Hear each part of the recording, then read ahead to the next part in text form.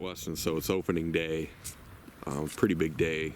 What does opening day mean to you? Glad you asked that, because every time opening day comes around, you always get filled with emotion, good, bad. A lot of us cry, but it always takes me back to this story. I was a little kid at the grocery store, and they had a big bag of oranges, and then there's this fruit next to it, it's a kiwi. Never heard of it. So I did what I shouldn't have done. Bought a bag of kiwis. And to this day, I still remember that taste. It just wasn't quite an orange. So that's what opening day does.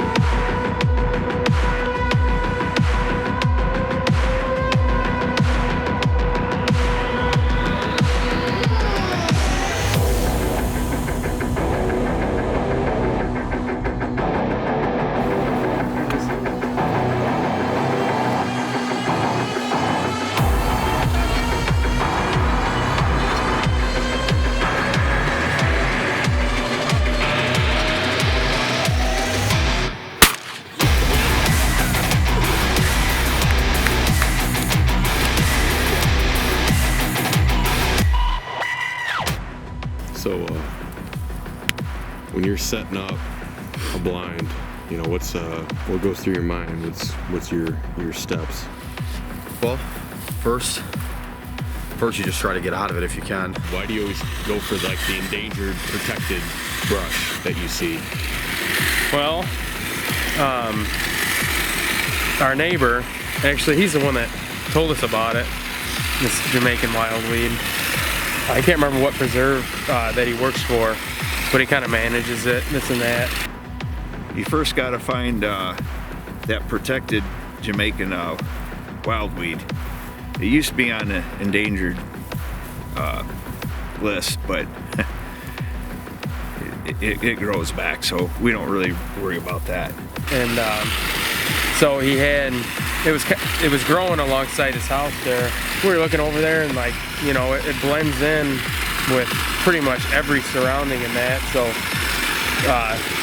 we walked over and asked him, said, hey, what exactly is this stuff and this and that? And then, well, we got a paper route, and you still got that paper route, don't you? No, he has a paper route. Has it. Okay. Yeah. I don't really like doing it. Nobody really likes doing it, but so if that's step one, you just try to weasel your way out, go sit in the truck or something for a little bit, you know, grab a honey bun or something and a cup of coffee, and hopefully by the time you get done with that and you come back out of the truck, you know, they're already built and ready to go. And then the snowfall came, and then they were supposedly short-staffed at the meat market down the road. So if we can find a patch of that, that's what we use to cover the blinds, because it blends in with everything, especially chiseled bean field. You just sit on the ground, you know, crisscross applesauce, and make them walk around you the whole time they're trying to set them up. Just be in the way, be, you know, killer annoying.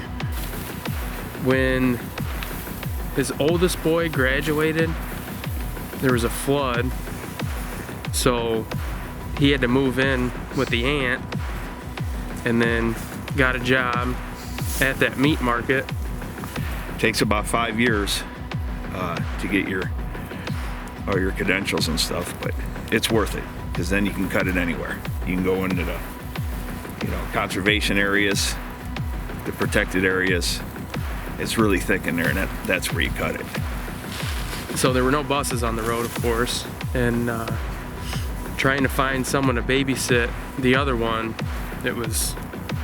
they had a lot of trouble with that. So then he came across the road, asked us if we did it or if we wanted to, and obviously we couldn't, because that barn in the back was so fucking tall.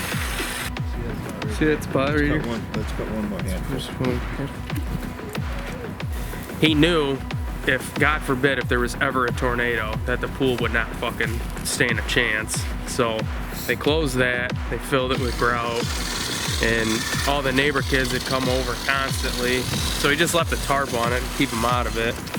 He put a fence around the pool too, and then,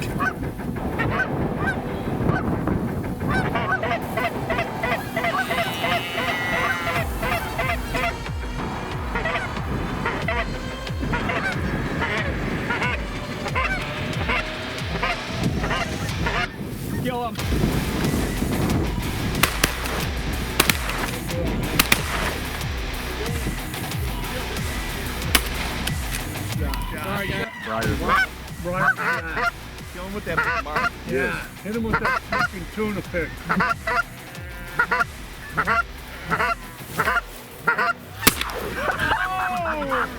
Oh, that hurt. Up front, other one.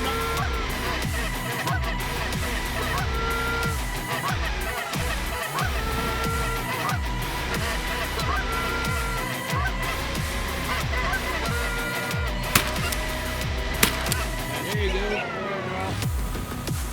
You got silhouette floaters. I mean, no one's got them in the game except us.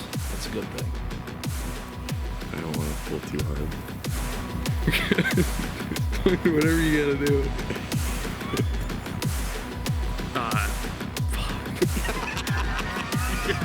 Dude, this is so fucking good.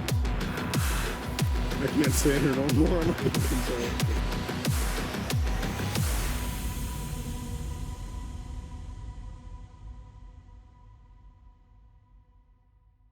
Yeah, hit him with that fucking tuna fish.